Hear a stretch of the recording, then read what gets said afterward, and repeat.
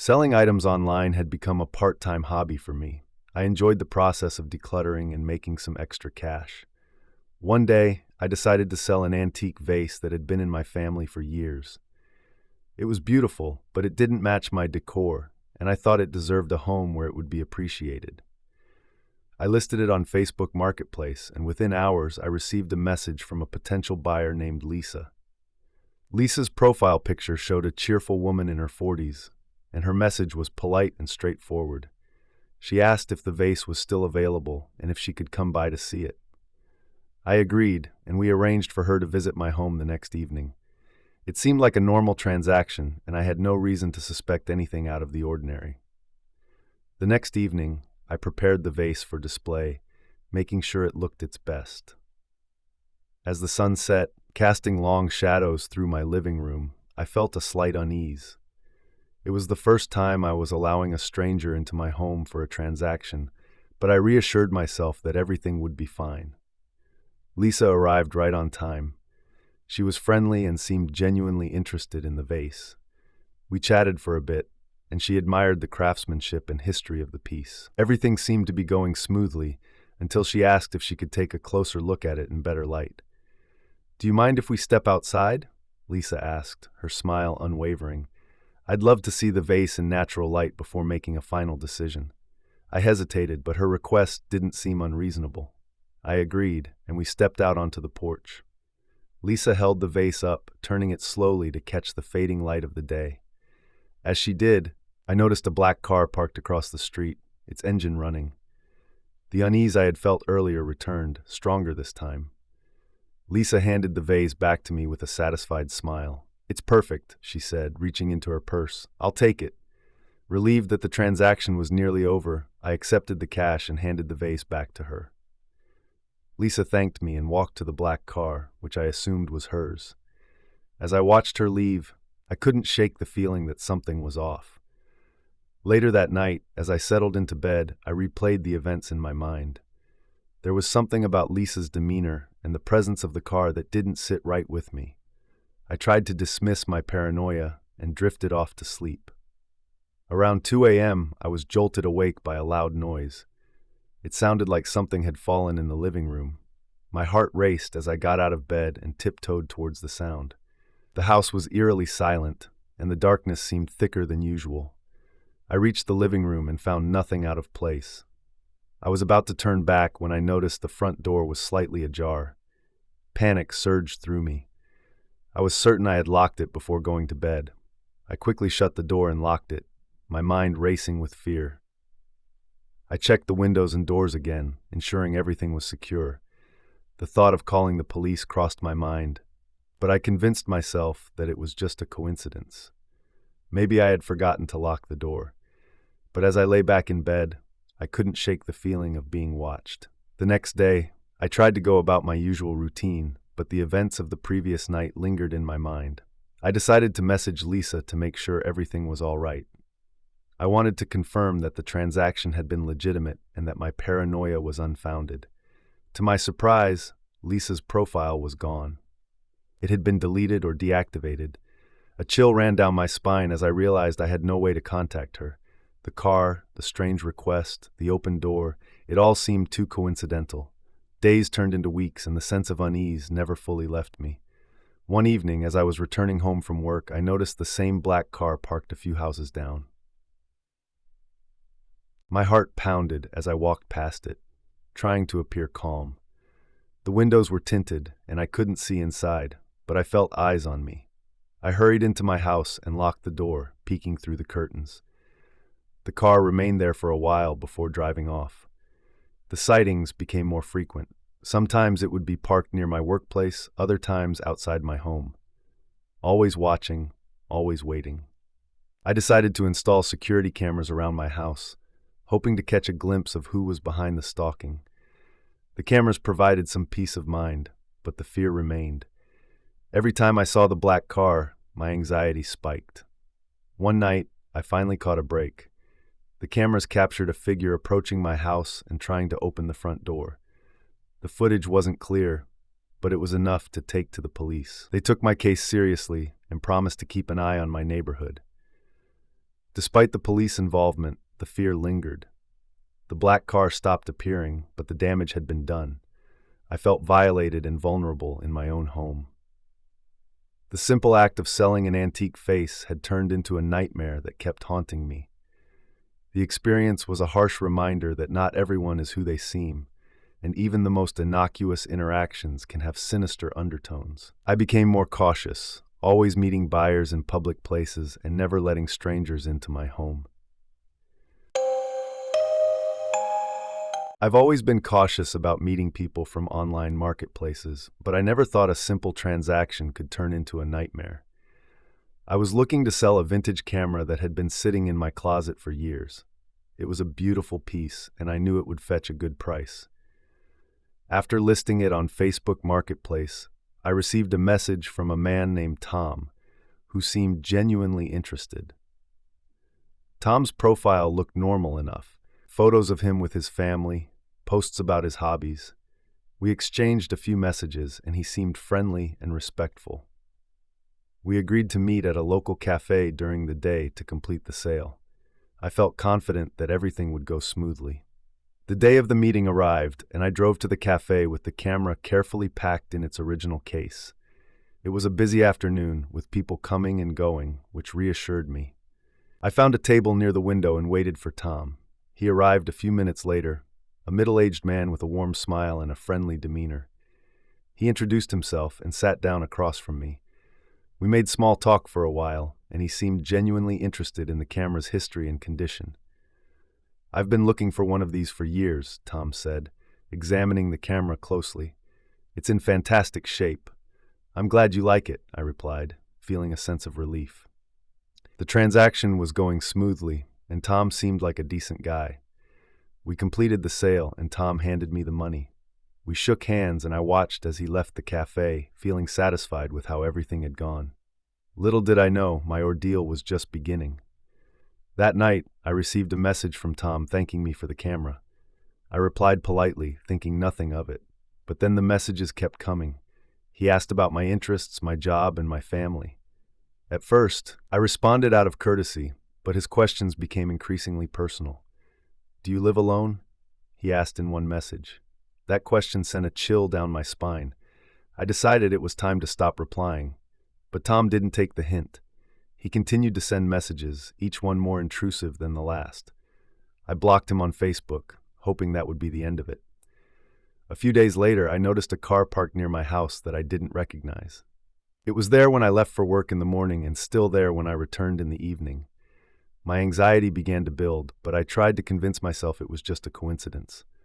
One night, as I was watching TV, I heard a noise outside. It was a faint tapping, like someone was knocking on the window. My heart raced as I slowly approached the window and peered outside. There, standing in the shadows, was Tom. I froze, my mind racing with fear. How did he find me? What did he want? I grabbed my phone and called the police, my hands shaking. Tom remained outside, his eyes fixed on the window. He didn't move or say anything, just stood there watching. The police arrived quickly, but by the time they got there, Tom had disappeared. They took my statement and advised me to stay vigilant. They promised to keep an eye on the area, but I knew they couldn't be there all the time.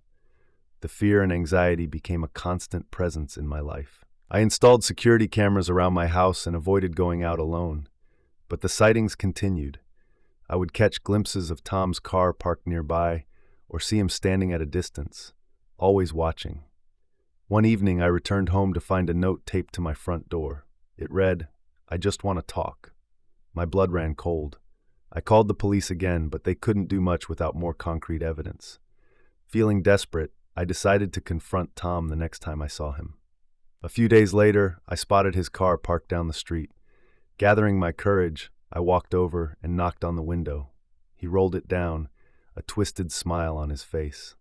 "What do you want from me?" I demanded, my voice shaking. "I just want to be friends," he replied, his tone disturbingly calm. "I feel a connection with you. There is no connection. Leave me alone or I'll get a restraining order," I said, trying to sound assertive. Tom's smile faded and a cold, hard look took over. "You can't stop me," he said quietly. "I'll always be watching."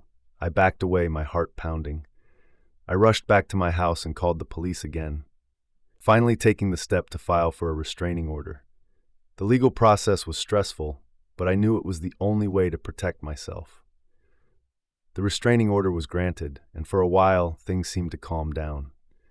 Tom's sightings became less frequent, and I started to feel a bit safer, but the fear never fully went away. I always felt like he could return at any moment, watching and waiting. The experience left me with a deep sense of vulnerability and paranoia. The simple act of selling a camera had turned into a nightmare that haunted me long after it was over. I became more cautious about online interactions, always wary of who might be on the other side of the screen. If there's one thing I've learned, it's to be extremely careful when dealing with strangers online. Always meet in public places, never share personal information, and trust your instincts if something feels off. The digital world can be a dangerous place, and it's important to stay vigilant and protect yourself. Finding deals on Facebook Marketplace had always been a thrilling hunt for me. I'd scored some great items in the past, and when I saw a rare collectible for sale, I couldn't resist. It was a limited edition vinyl record, something I'd been searching for years. The seller, who went by the name Jake, was asking a reasonable price, and the photos looked legit. I messaged Jake, and he responded almost immediately. He seemed eager to sell, but also very cautious. He insisted that I pay a deposit to secure the item, explaining that he'd been burned by no-shows before. I hesitated, but didn't want to lose out on the opportunity. After some back and forth, I agreed to send half the amount up front via a payment app. The next day, we arranged to meet at a park near my house. It was a public place, and I felt safe with the arrangement. As I walked towards the meeting spot, I couldn't shake a nagging feeling of doubt. Something about the situation felt off, but I brushed it aside, attributing it to my excitement. When I arrived at the park, there was no sign of Jake. I checked my phone and saw a message from him saying he was running late and to wait by a specific bench. The sun was setting and the park was gradually emptying. I sat on the bench, trying to stay calm, but the eerie stillness of the place was unsettling. 15 minutes passed, then 30. I sent Jake a message, but there was no reply. My anxiety grew as darkness settled over the park. I decided to call him, but the call went straight to voicemail. The realization hit me like a punch to the gut. I'd been scammed. Anger and embarrassment washed over me. I felt foolish for falling for such a simple trick. Determined not to let Jake get away with it, I started digging into his profile and the details he'd provided. The more I searched, the more suspicious it all seemed. Jake's profile was sparse, with few friends and limited activity. I reported the scam to Facebook, but I knew the chances of getting my money back were slim. Frustrated, I joined an online group dedicated to exposing scammers on Facebook Marketplace. To my surprise, I found several posts about Jake. Other people had been duped by him too, and they shared their stories and information. Through the group, I connected with Sarah and Tim, two other victims who lived nearby. We decided to team up and track Jake down. We pieced together what little information we had and discovered a pattern in his scam. He always used the same payment app and the same vague excuses. After weeks of sleuthing, we managed to trace one of Jake's recent transactions to an address in a nearby town. It was a long shot, but we decided to confront him. We drove there together, our nerves on edge, but fueled by a shared sense of justice. The address led us to a rundown house on the outskirts of town. It looked abandoned, but there were signs of recent activity, footprints in the dirt, a car parked out back. We knocked on the door, but there was no answer. Determined, we decided to wait and see if anyone showed up. As night fell, the tension grew. We sat in Sarah's car, parked a little way down the road, and kept watch. Around midnight, we saw a figure approach the house. It was a man, and he matched the description of Jake we'd pieced together from his online photos. We waited until he was inside, then approached the house again. This time we knocked harder, more insistently. The door creaked open, and there stood Jake, looking startled and guilty. "What do you want?" he demanded, his eyes darting around nervously. "We know what you've been doing," Tim said, his voice steady but firm. "You've been scamming people, and we're here to make sure it stops." Jake's face paled, and he tried to shut the door, but Tim and I pushed our way inside. The house was cluttered and messy, a stark contrast to the tidy persona Jake had presented online. We confronted him with the evidence we'd gathered, and he knew he was cornered. "I'll pay you back," he stammered, panic in his voice. "Just don't call the police." We recorded the entire confrontation, making sure we had proof of his confession. Jake handed over the money he'd scammed from us and promised to stop his fraudulent activities. We left, feeling a mix of triumph and relief. The experience was harrowing, but it taught me a valuable lesson about the dangers of online transactions. I was lucky to have found allies in Sarah and Tim, and together we managed to stop a scammer in his tracks. But the fear and anxiety of that night lingered, a reminder of how easily things could have gone wrong.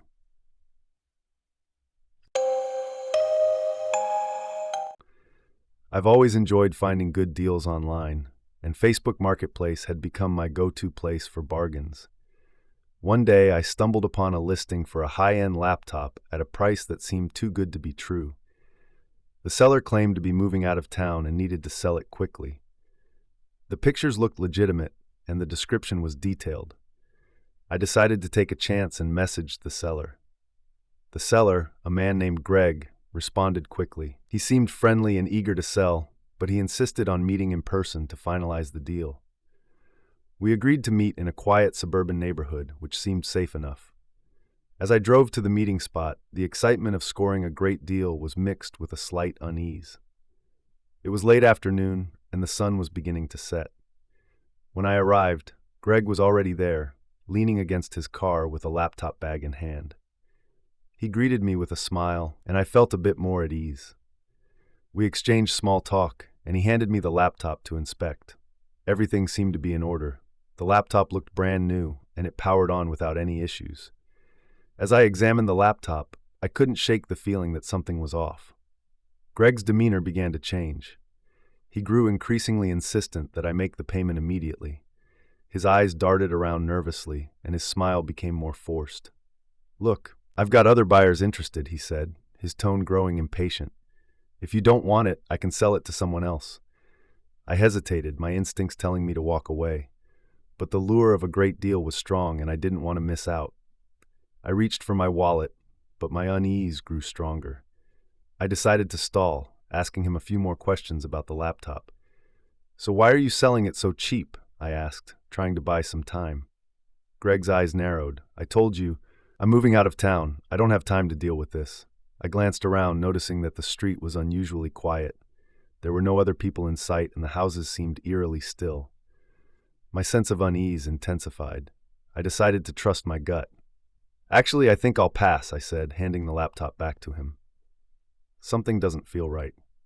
Greg's expression darkened. He stepped closer, blocking my path to my car.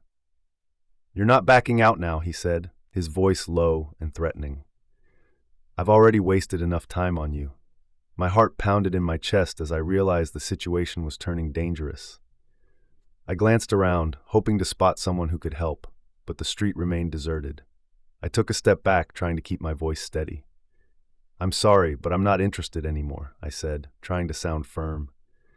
Greg didn't move. Instead, he reached into his jacket, and I caught a glimpse of something metallic, a knife. Panic surged through me, and I knew I had to act fast. "Hey, is everything okay here?" A voice called out from behind me. I turned to see an older man standing on his porch, watching us with concern. The presence of a witness seemed to unnerve Greg. He hesitated, his grip on the knife loosening slightly. I seized the opportunity to make a break for it. I sprinted towards my car, my heart racing. Greg shouted something, but I didn't look back. I jumped into the driver's seat, locked the doors, and started the engine. As I sped away, I saw Greg in the rearview mirror, glaring at me with a look of pure rage. I didn't stop until I reached a busy gas station several miles away. My hands were shaking, and my mind was racing with what had just happened. I couldn't believe how close I had come to being robbed, or worse. The experience left me shaken and wary of online transactions.